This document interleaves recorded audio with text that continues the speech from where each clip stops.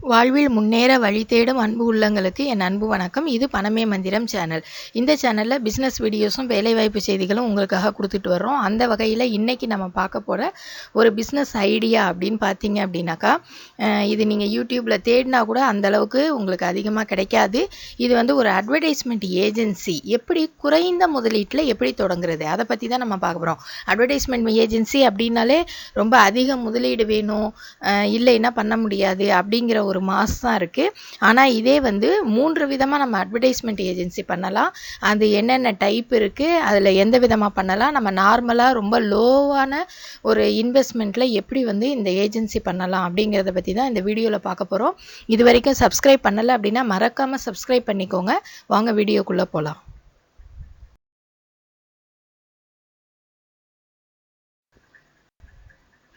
இப்போது நம்ம விளம்பர நிறுவனம் அப்படின்னு நம்ம எடுத்துக்கிட்டாலே நீங்கள் பார்த்துருக்கலாம், சாதாரணமான டவுன்ஸ்லலாம் ரொம்ப இருக்காது, வில்லேஜஸில் சுத்தமாகவே இருக்காது, பெரிய பெரிய சிட்டிஸில் அந்த மாதிரி தான் நம்ம சாதாரணமாக இருக்கும்.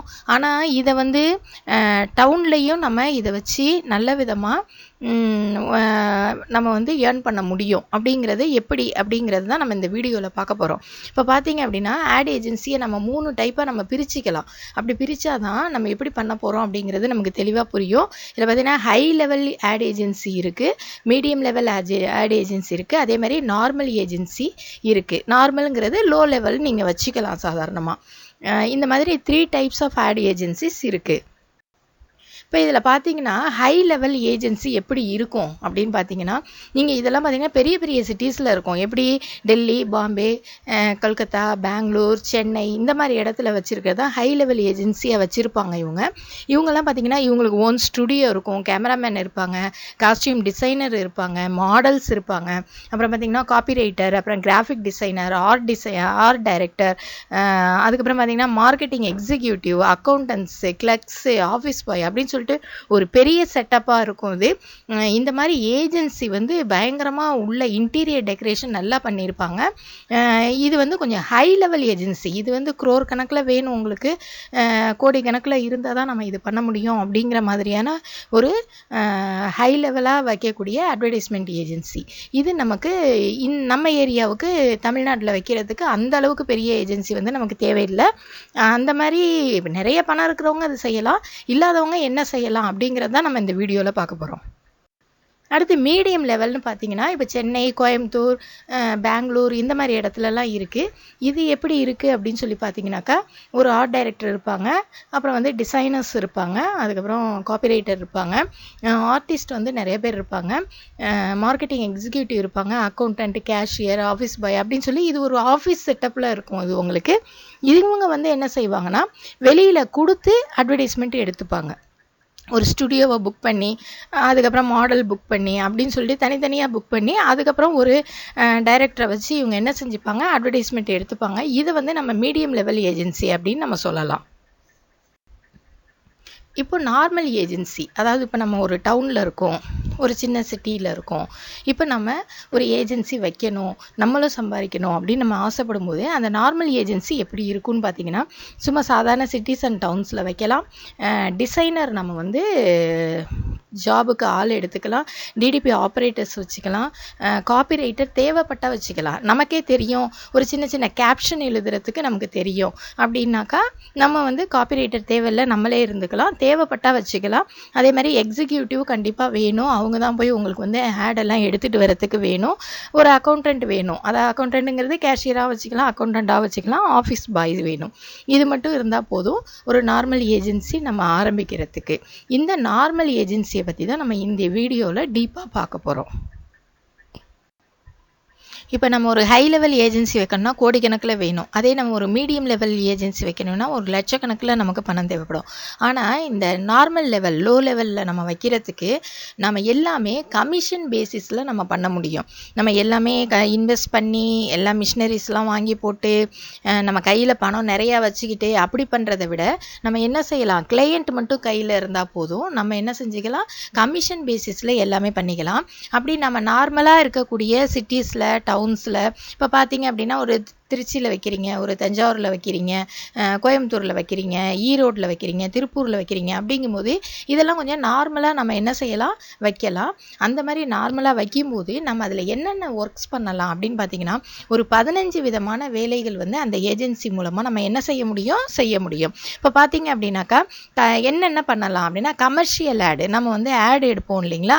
இப்போ ஒரு ஜுவல்லரியே நம்ம போய் பார்க்குறோம் அப்படின்னாக்கா, அவங்க ஒரு தீபாவளிக்கு, பொங்கலுக்கு, ஒரு ஆடி தள்ளுபடிக்கு, இதுக்கெல்லாம் என்ன செய்வாங்க, கமர்ஷியல் ஆடு எடுப்பாங்க. அந்த கமர்ஷியல் ஆடு நம்ம கமிஷன் பேசிஸில் நம்ம எடுத்து கொடுக்கலாம்.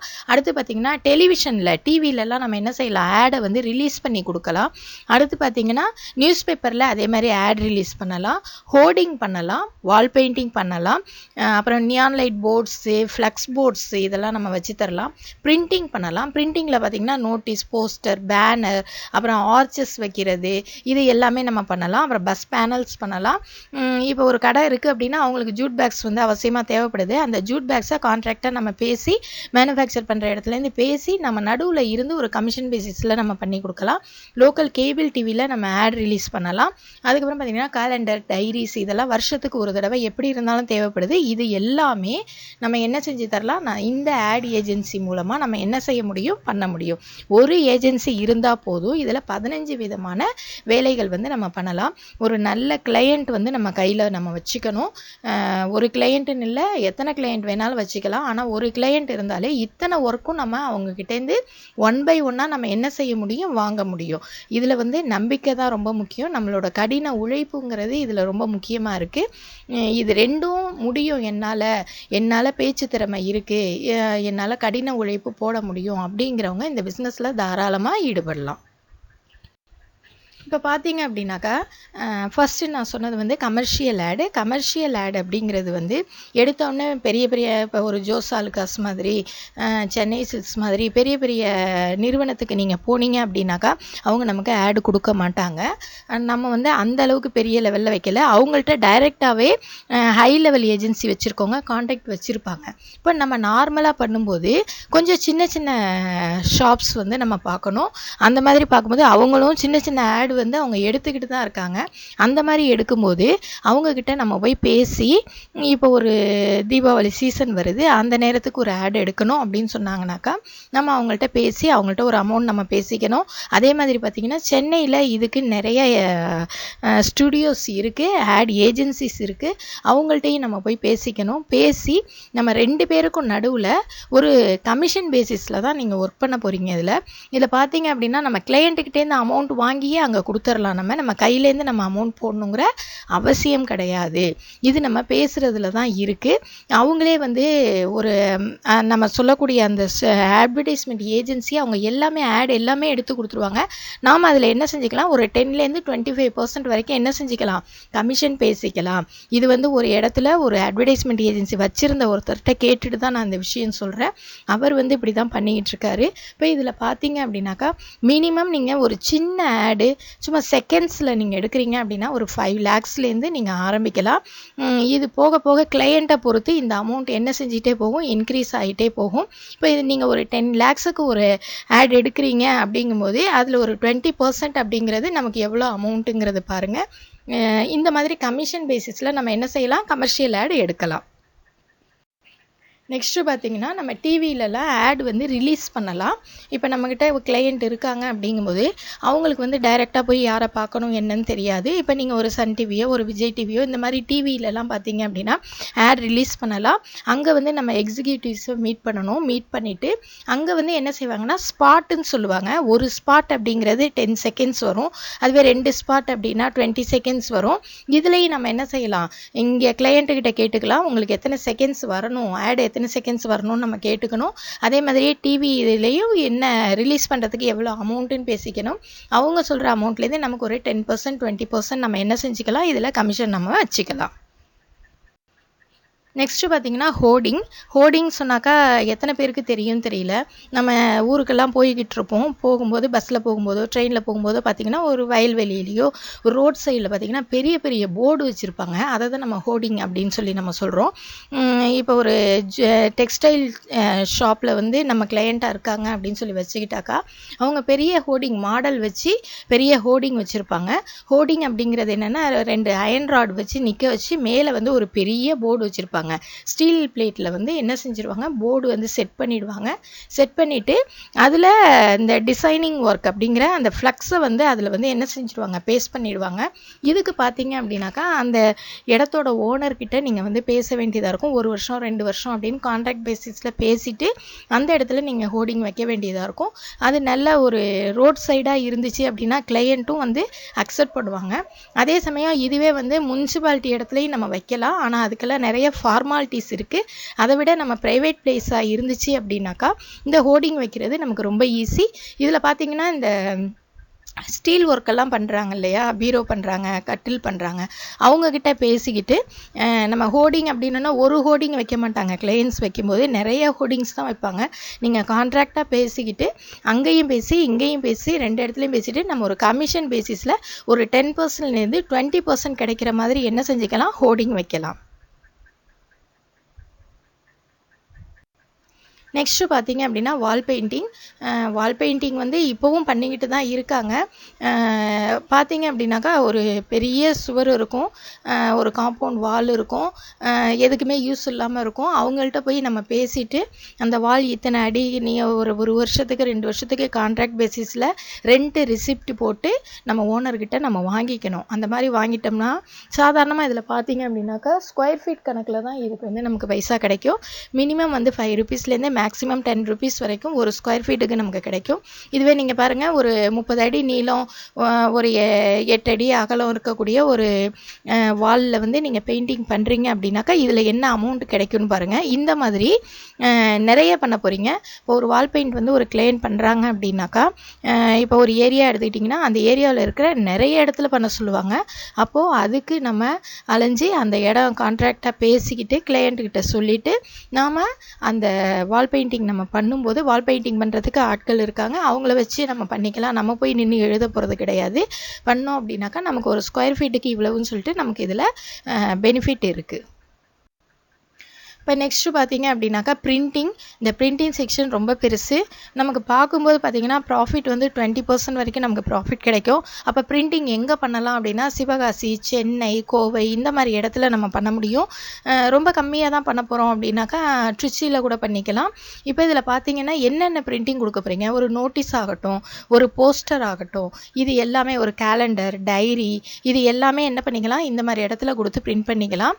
கேலண்டர், டைரி அப்படின்னு போகும்போது நீங்கள் சிவகாசி பிரிண்டிங் செக்ஷனில் போய் கொடுக்குறது தான் ரொம்ப நல்லது. அங்கே நிறைய பேர் இருக்காங்க. பிரிண்டிங் அப்படின்னாலே சிவகாசி அப்படிங்கிறது எல்லாருக்குமே தெரியும். இதில் பார்த்தீங்க அப்படின்னாக்கா நம்ம பிரிண்ட் பண்ணுறதுக்கு தகுந்த மாதிரி பல்காக நீங்கள் ஆர்டர் எடுக்கணும். பல்காக நீங்கள் ஆர்டர் எடுத்தால் தான் இதில் நல்ல பைசா வந்து நீங்கள் பார்க்க முடியும். சின்ன சின்ன ஆர்டர் அப்படிங்கும்போது நம்ம உள்ளூர்லேயே பண்ணிக்கலாம். இதுவே பல்காக வரும்போது 1 லட்சம் போஸ்டர் போடணும் அப்படின்னு சொல்லி வரும்போது நம்ம சிவகாசி இந்த மாதிரி இடத்துல கொடுக்கும்போது நமக்கு வந்து அதில் ப்ராஃபிட் வந்து நிறைய நிற்கும். இதில் ப்ராஃபிட் பார்த்திங்கன்னா நார்மலாக ஒரு 20% பார்க்கலாம். இதில் நம்ம கையை விட்டு எந்த காசும் போட போகிறது கிடையாது. அங்கேயும் பேசிக்கணும், இங்கேயும் பேசிக்கணும். இங்கேருந்து ஒரு அட்வான்ஸ் வாங்கி அங்கே கொடுத்துட்டு பிரிண்டிங் முடிஞ்சதுக்கப்புறம் மிச்ச அமௌண்ட்டை வாங்கி கொடுத்துட்டு நம்மளோட 20% எடுத்துக்கிட்டு நம்ம பாட்டு வந்துக்கிட்டே இருக்கலாம். இதுவும் வந்து ஒரு நல்ல தொழிலாக இருக்குது. நெக்ஸ்ட்டு பார்த்தீங்கன்னா ஃப்ளக்ஸ் பிரிண்டிங் அப்படிங்கிறது இப்போ நிறைய இடத்துல வந்துருச்சு. ஃப்ளக்ஸ் மிஷின் நிறையா இருக்குது. உங்களுக்கு மிஷின் வாங்கி போட முடியும் அப்படின்னா நீங்களே சொந்தமாக வாங்கி போட்டிங்க அப்படின்னாக்கா இதில் நல்ல லாபம் பார்க்க முடியும். ஆனால் நம்மளால் அப்படி பண்ண முடியாது. அப்படிங்கும்போது ஃப்ளக்ஸ் பிரிண்டிங் பண்ணுற இடத்துல நம்ம என்ன பண்ணிக்கலாம், ஒரு டைப் வச்சுக்கலாம். இதில் பார்த்தீங்க அப்படின்னாக்கா ஃப்ளக்ஸ் பிரிண்டிங்கில் 2 பாஸ் 3 பாஸ் அதுலேருந்து 12 பாஸ் வரைக்கும் சொல்லுவாங்க. 2 பாஸ் அப்படின்னாக்கா என்னன்னாக்கா கலர் கோட்டிங் வந்து 2 தடவை கொடுப்பாங்க. அதே 3 பாஸ்னால் 3 தடவை கொடுப்பாங்க. இதே 2 பாஸ் நீங்கள் போட்டிங்க, ஒரு ஃப்ளக்ஸ் போட்டிங்க அப்படின்னாக்கா ஒரு 6 மாதம் வரைக்கும் உங்களுக்கு வந்து அந்த கலர் வந்து ஷேட் போகாமல் இருக்கும். அதே வந்து 3 பாஸ் போட்டிங்கன்னா 1 இயர் வரைக்கும் அந்த ஃப்ளக்ஸ் வந்து புதுசு மாதிரியே இருக்கும், உங்களுக்கு இந்த கலர் ஷேட் ஆகாது. இதுவும் அதே மாதிரி தான். பல்க் ஆர்டர்ஸ் கிடைச்சா தான் உங்களுக்கு ரொம்ப ப்ராஃபிட் கிடைக்கும். அதே மாதிரி பார்த்தீங்கன்னாக்கா ஒரு ஸ்கொயர் ஃபீட்டுக்கு இது 3 பைசாலேருந்து 5 பைசா வரைக்கும் தான் இதில் உங்களுக்கு நீங்கள் வந்து லாபம் பார்க்க முடியும். அதனால் இது எவ்வளோ ஸ்கொயர் ஃபீட் நம்ம பண்ணுறோமோ அந்தளவுக்கு இதில் நமக்கு என்ன இருக்குது, லாபம் இருக்குது. அப்போது பல்க் ஆர்டர்ஸ், பெரிய கிளையன்ட்ஸ் ரொம்ப முக்கியம் ஃப்ளக்ஸ் பிரிண்டிங் பண்ணுறதுக்கு. இவ்வளோ தூரம் பார்த்தாச்சு. இதில் வந்து ஒரு 15 விதமான ஒர்க் வந்து பண்ணலாம் அப்படின்னு சொல்லியாச்சு. எல்லாருக்குமே ரொம்ப பிடிச்சிருக்கும்னு நினைக்கிறேன். இப்போ இதுக்கு என்ன இன்வெஸ்ட்மெண்ட் வேணும் அப்படின்னு பார்த்தீங்கன்னாங்க, ஒரு நல்ல இடத்துல ஒரு ஷாப் வேணும். அதுக்கான அட்வான்ஸ் இருக்குது. அதுக்கப்புறம் ஃபர்னிச்சர் வாங்கிக்கணும். 2லேருந்து 4 கம்ப்யூட்டர்ஸ் வரைக்கும் நம்ம வச்சுக்கலாம். ஃபேனோ ஏசியோ நம்ம வந்து இது பண்ணிக்கலாம். அப்புறம் பார்த்தீங்க அப்படின்னாக்கா நம்ம பண்ணக்கூடிய அந்த சின்ன சின்ன ஆடெல்லாம் நம்ம கிளிப் பண்ணி வைக்கிறதுக்கு ஒரு கிளிப்பிங் போர்டு வந்து தேவைப்படும். அதுதான் வந்து அடுத்து வர்ற கிளையண்ட்டுக்கு நம்ம காமிக்கிறதுக்கு அது ரொம்ப யூஸாக இருக்கும். அதே மாதிரி பார்த்தீங்கன்னாக்கா ஃபோட்டோஷாப், கோரல்டா இந்த சாஃப்ட்வேரை வந்து நீங்கள் கம்ப்யூட்டரில் இன்ஸ்டால் பண்ண வேண்டியிருக்கும். அதுக்கப்புறம் மார்க்கெட்டிங் எக்ஸிக்யூட்டிவ்ஸ் ரொம்ப இம்பார்ட்டண்ட். அவங்க தான் வந்து நமக்கு போய் ஆட் எடுத்துகிட்டு வரதுக்கு ரொம்ப யூஸ் ஆவாங்க. எல்லாத்துக்கும் போக வர ஒரு டிசைன் காமிக்க எல்லாத்துக்குமே யூஸ் ஆவாங்க. அதேமாதிரி டிசைனர்ஸ் வேணும். ஒரு 2 டிசைனராவது இருந்தாங்கன்னா உங்களுக்கு ரொம்ப நல்லதாக இருக்கும். ஒரு அக்கௌண்டன்ட் வேணும், அப்புறம் ஒரு ஆஃபீஸ் பாய் வேணும். இதுதான் நம்மளோட இன்வெஸ்ட்மெண்ட். இதில் பார்த்தீங்கன்னாக்கா இன்வெஸ்ட்மெண்ட் அப்படிங்கும்போது அட்வர்டைஸ்மெண்ட் ஏஜென்சி அப்படின்னு நம்ம பார்க்கும்போது இந்த இன்வெஸ்ட்மெண்ட் ஒரு பெரிய விஷயமே கிடையாது. இதில் நம்மளோட அலைச்சல் ரொம்ப முக்கியம். ஹார்ட் ஒர்க் பண்ணணும். அதே நேரத்தில் நல்லா மார்க்கெட்டிங் பண்ண தெரியணும். கிளையண்ட்டை நல்லா கேன்வாஸ் பண்ண தெரியணும். கேன்வாஸ் பண்ண கிளையண்ட்டை நம்ம கையில் வச்சுக்க தெரியணும். இது எல்லாமே தெரிஞ்சாலே போதும். இதில் நல்லாவே ஏர்ன் பண்ணலாம். நல்ல ஒரு ஸ்கோப் இருக்கக்கூடிய ஒரு பிஸ்னஸ் தான் இது. நெக்ஸ்ட் இப்போ கிளையன்ட்ஸ் வந்து என்ன மாதிரி கிளையன்ட்ஸ் அப்படிங்கிறது இப்போ சொல்லும்போதே உங்களுக்கு தெரிஞ்சிருக்கும். டெக்ஸ்டைல் ஷாப்பில் கேட்கலாம், ஜுவல்லர்ஸ் கேட்கலாம், டிபார்ட்மெண்ட் ஸ்டோர்ஸில் கேட்கலாம், அப்புறம் 2 வீலர் 4 வீலர் இதெல்லாம் டீலர்ஷிப் எடுத்து பெரிய லெவலில் பண்ணிகிட்டு இருப்பாங்க. அவங்கக்கிட்ட நம்ம கிளையண்ட்டாக நம்ம பேசலாம். ஒரு கிளையண்ட் பார்த்து ஒரு விதமான ஒர்க்கு நம்ம பண்ணி கொடுத்தாலே அடுத்தடுத்த ஒர்க் வந்து நம்ம மேலே ஒரு நம்பிக்கை வர பட்சத்தில் அடுத்தடுத்த ஒர்க்கை வந்து நம்ம வாங்க முடியும். லோ லெவலில் ஃபஸ்ட்டு ஆரம்பித்தாலும் அதுக்கப்புறம் நம்ம மீடியம் லெவலுக்கு போகிறதுக்கு வாய்ப்புகள் இதில் நிறைய இருக்குது. அதனால் இந்த பிஸ்னஸ் ஒரு சூப்பரான பிஸ்னஸ் அப்படின்னு சொல்லிட்டு நான் நினைக்கிறேன்.